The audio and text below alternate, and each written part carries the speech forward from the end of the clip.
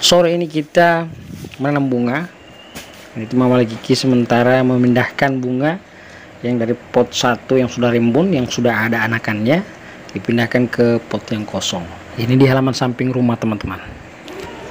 Kita kalau sore hari sering duduk-duduk di sini di halaman rumah, di samping, di depan, dan di belakang Kiki ini ada meja ajaib yang sering menemani kita kalau lagi nongki-nongki.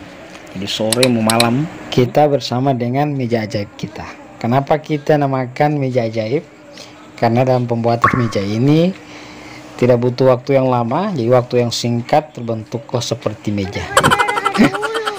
Dan juga tanpa diukur, jadi hanya dimain feeling saja apakah tampilannya sudah seperti meja. Setelah itu langsung digunakan. Oke teman-teman, mungkin hanya itu informasi mengenai meja ajaib kita. Salam semangat dan tetap selalu sehat dengan segala aktivitasnya.